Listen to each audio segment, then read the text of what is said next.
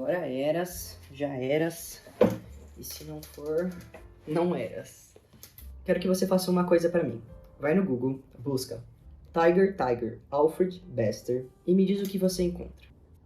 Como que eu vou saber o que a pessoa disse? Para de ser doida! Não muita coisa, né? O mesmo aconteceu comigo quando eu busquei esse livro aqui. Eu ganhei ele de doação de um amigo, junto com outros livros de ficção científica.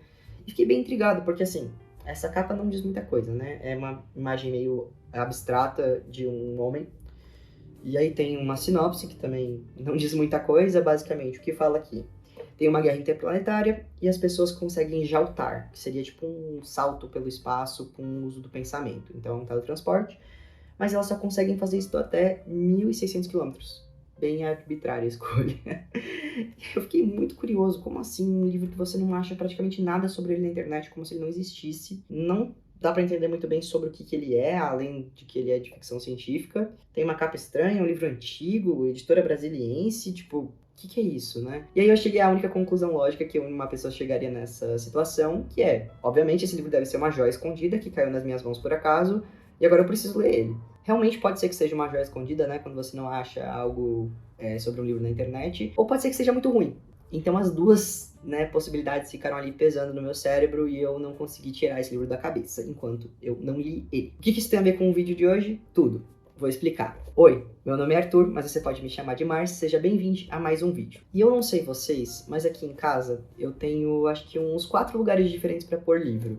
Eu tenho a minha prateleira oficial, né, com os livros mais bonitos que eu gosto de expor, livros clássicos, edições especiais, que é essa que tá aqui atrás de mim. Eu tenho uma prateleira no meu quarto com os livros mais novos que eu compro e eu deixo lá pra eu não esquecer que eu acabei de comprar eles, que eles estão novinhos, que eu quero muito ler e tudo mais. E eu tenho uma outra prateleira esquecida. Uma prateleira de livros abandonados, de livros que estão ali há muitos anos, acumulando poeira.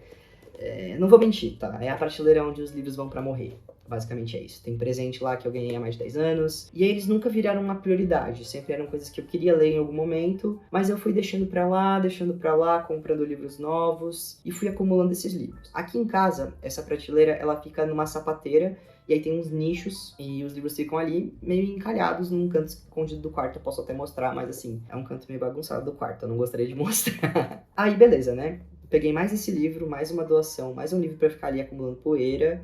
Exceto que esse livro eu não queria que ele acumulasse poeira, porque ele tinha um mistério por trás. E aí o mistério ficou ali me atazanando. E é por isso que eu resolvi desencalhar esses livros. Pode falar que eu tô minimalista, que eu tô anticonsumista, que eu tô, sei lá. A real é que eu quero poder dar um destino pra esses livros. Eu quero poder descobrir se um livro tipo Tiger tá ali perdido, esperando ser descoberto, ou se ele deveria nunca ter sido descoberto. E hoje eu vim dar o pontapé inicial nisso, e falar sobre os 4 livros que eu li no primeiro episódio da série que eu tô chamando de Desencalhando Livros. Acho que é isso. Vamos à primeira prateleira.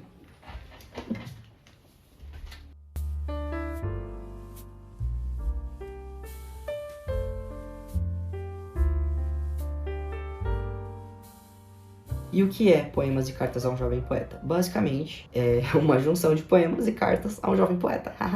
Não. Esse livro, na verdade, foi uma das coisas que me ajudou a parar de escrever. Como assim ajudar a parar de escrever? Achei que escrever fosse uma coisa boa. Sim, escrever é uma coisa boa, mas pra mim tava criando um significado não tão bom. E eu tava muito apegado à escrita como uma parte da minha identidade e ignorando outras partes da minha identidade. Tá, mas por que isso, Arthur? Como assim o livro te desestimulou a escrever, sendo que é um jovem poeta pedindo conselhos ao Ryuk? Porque basicamente, a primeira resposta assim, do Ryuk, quando o jovem poeta veio pedir conselhos, foi a seguinte. Ele disse assim: ninguém pode dar-lhe conselhos nem ajudar. Ninguém. Só existe um caminho. Penetre em si mesmo e procure a necessidade que o faz escrever. Observe se esta necessidade tem raízes nas profundezas do seu coração. Confesse a sua alma. Morreria se não fosse permitido escrever? Isto principalmente. Na hora mais tranquila da noite, faça a si essa pergunta. Sou de fato obrigado a escrever? Examine-se a fundo até achar a mais profunda resposta. Se ela for afirmativa, se puder fazer face a tão grave interrogação com um forte e simples sou, então construa sua vida em harmonia com esta necessidade. E foi aí que eu pensei, não. Eu não morreria se eu fosse obrigado, se eu fosse proibido de escrever. Eu não preciso escrever, de fato. E eu não sei se eu tô falando sobre as coisas que eu deveria estar falando, eu não sei exatamente o que eu quero falar por meio da minha escrita. Eu só usava como uma ferramenta para me autoanalisar, talvez, para lidar com as coisas que aconteciam, para dar sentido para as coisas. Não consigo dar estrelas exatamente, mas ele foi com certeza para mim o estante principal. Eu acho que é um livro que eu posso voltar depois de, né, alguns anos para ele e ver se eu entendo coisas diferentes das cartas, ver se eu tiro alguma outra lição, quem sabe a resposta para a pergunta de morreria sem escrever, talvez ela mude, né, daqui a alguns anos. Acho que é muito legal, principalmente se você escreve e está querendo fazer essa autoavaliação. Quanto aos poemas, eu acho que você tem que ser um pouquinho mais inteligente que eu para entender.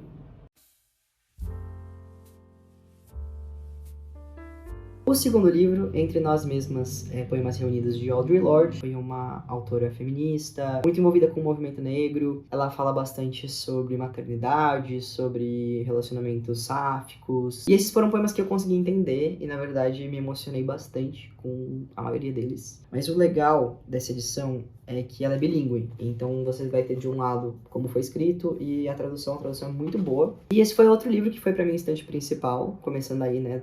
2 livros de 4, indo pra estante principal. E tô bem curioso pra ler outro livro da autora, que é tipo uma biografia dela, mas ela mistura elementos ficcionais. Algo assim. Acho que se chama Azami, uma biomitografia. Também achei o nome bem interessante. Vamos para a próxima prateleira agora.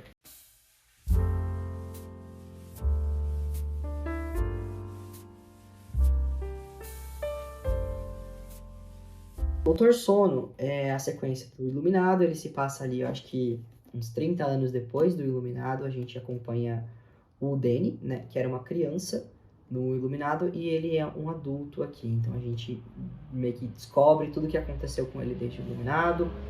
A gente acompanha a trajetória dele, desde odiar o pai alcoólatra, ter memórias e pesadelos péssimos com o Overlook Hotel, até ele mesmo virar um alcoólatra.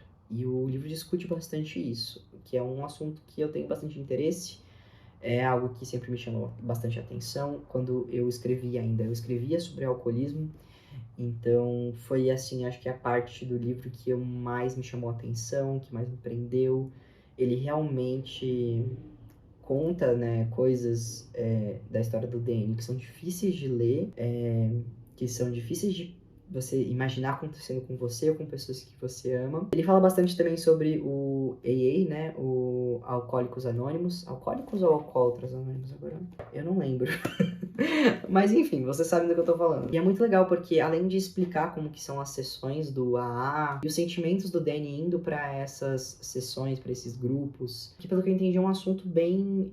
pega bem no íntimo do Stephen King, né? Ele passou também por isso. E acho que foi bem terapêutico para ele voltar numa história que ele escreveu quando ele estava usando bem pesado, né, que foi o caso do Iluminado, voltar e escrever uma história já sóbrio, falando sobre esse uso, falando sobre esse personagem tão violento que deve realmente ter se inspirado em partes sombrias dele mesmo para escrever. Toda essa parte que fala sobre o alcoolismo, que fala sobre os dilemas mais psicológicos do Danny, eu gostei bastante, foi o que me prendeu realmente no livro até o final. Mas o plot em si, a aventura do livro, não me convenceu muito, principalmente por conta dos vilões. Eu achei eles bem caricatos, bem bobos, difíceis de se levar a sério. Eu gostei bastante da outra protagonista, a Ibra. Ela também é iluminada, assim como o Danny. Ela é uma menina de 12 anos, então traz esse contraponto, né? Ele já adulto, ela criança, fazendo ele lembrar muitas coisas daquela época, do que é ser criança, e o Stephen King escreve crianças muito bem. A amizade deles, né, que é construída ali entre a Ibra e o Danny com o decorrer do livro também é muito legal, muito bem construída. Eu acho que a principal pergunta a se fazer sobre esse livro é se o Iluminado realmente precisava de uma sequência. Realmente é uma sequência necessária? Eu vejo muitas pessoas perguntando isso, e assim, na minha opinião, não. Foi muito legal ver coisas sobre o Danny, ver esse aspecto mais psicológico, como ele foi ali do menininho que a gente conhece no Iluminado pro homem que ele é em Doutor Sono. Isso foi muito interessante, mas eu acho, sinceramente, que poderia ser um estudo de personagem, algo no site mesmo do Stephen King, não precisava ser um livro, uma aventura nova. Eu não vejo como uma aventura muito necessária, principalmente considerando que os vilões do livro não refletem muito esse conflito psicológico. Eles não falam tão abertamente, não estão tão ligados com os dilemas pessoais do personagem como o Overlook estava ligado com o alcoolismo do Jack, ou com a violência do Jack, com os medos daquela família, né? As coisas no Iluminado, elas estavam muito mais bem casadas uma com a outra, tanto o aspecto psicológico dos personagens quanto o terror. E aqui eu senti que uma coisa não tinha nada a ver com a outra, sabe? A gente, por um lado, tinha um conflito muito interessante dos personagens psicologicamente, tanto da Ibra quanto do Danny, e por outro lado a gente tinha vilões caricatos, com motivações bobas, numa aventura meio sem pé nem cabeça. Why? Why? Why? Why? Why? Why? E agora eu preciso muito ver o filme do Mike Sullivan, que eu adoro, né? Inclusive esse diretor, ele fez Midnight Mass e ele fez The Haunting of, tanto Bly Manor quanto Hill House, que são séries incríveis de terror. E eu não sei se ele vai conseguir consertar essa pegada meio dissonante entre o aspecto psicológico e a ação do livro, mas eu não tenho muitas esperanças que ele consiga, não. Esse livro aqui, eu debati muito se ele iria permanecer onde ele está, né, na estante dos livros esquecidos, porque afinal eu tenho outros livros do Stephen King que eu tô fazendo meio que uma coleção. Por outro lado, não foi um livro que eu gostei muito. Se eu fosse dar estrela pra ele, ficaria ali entre 2,5 e 3. Acho que mais pra 2,5. Então não sei se faz tanto sentido manter só pela coleção. Eu acho que eu vou acabar dando ele mesmo. Porque tenho certeza que, mesmo eu não tendo gostado, vai ter pessoas que vão gostar muito, pessoas que são muito fãs de Stephen King, muito fãs do Iluminado, podem aproveitar e querer conhecer essa história e tirar as próprias conclusões.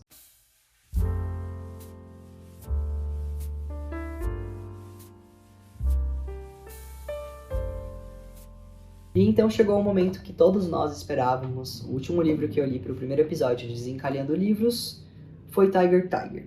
E eu descobri, enfim, se era uma joia escondida ou não. Eu comecei amando esse livro. Ele tinha conceitos de ficção científica super interessantes, super avançados para a época dele, 1955. E eu tava achando a escrita também bem moderna, bem fácil de ler, tava instigante. Fiquei muito animado, né? A expectativa foi lá em cima. Até que chegou uma cena ali, mais ou menos na página 50, 60, que, como eu vou dizer isso? Pegou todas as minhas expectativas e jogou elas no lixo. Pegou tudo que o livro estava construindo e explodiu. Foi tipo a mão do autor saindo do livro e me dando um tapa na cara? Também. Eu fico até meio conflituoso entre dar spoiler ou não, porque eu não acho que as pessoas deveriam perder tempo lendo esse livro, mas é uma cena que envolve racismo, envolve assédio sexual, envolve estupro, então é complicado de defender o livro depois disso, mesmo com algumas ideias interessantes de ficção científica, e ele sendo moderno para a época, tudo isso cai por terra, né? Quando o seu personagem principal é abertamente machista, abertamente racista, fica complicado de defender e de passar pano. E aí eu fiquei como, né? Fiquei muito decepcionado. Resolvi continuar porque eu não tava acreditando que aquilo tava acontecendo. Eu pensei, bom, o personagem não é exatamente um herói perfeito, ele é meio que um anti-herói. Então talvez o livro vá desconstruir isso, ele vá dar uma quebrada nessa ideia. E não, ele problematizou, mas não no nível que ele precisava. Ele problematizou outros pontos do personagem, na verdade, sobre ele ser uma pessoa mais grosseira, um cara que não tinha muitos talentos, e não tanto o que ele de fato fez ali de errado. E você percebe isso muito pelo arco do personagem, né? Mesmo algumas pessoas defendendo ali que poderia ser uma crítica, eu achei bem difícil de engolir, e fica fácil de perceber isso quando você observa a personagem feminina e quais são as atitudes dela ao decorrer da história em relação a essa pessoa que abusou ela, né? Fica bem nítido como o autor pensava que uma vítima se sentiria nesse caso, ou qual que seria a resposta ali adequada a essa situação. Ele discute um pouco em relação a perdão, se uma pessoa muda de fato, se ela merece ser perdoada e tudo mais. Eu não consegui passar um pano por ser de 1955, considerando que para outras coisas ele estava sendo tão moderno. Acho que isso na verdade deu até uma piorada. Se ele fosse péssimo em todos os aspectos, aí eu já ia entender um pouco mais. Não, ele simplesmente escolheu ser péssimo em relação a isso, enquanto ele estava sendo moderno em relação a outras coisas. Fazer o quê, né?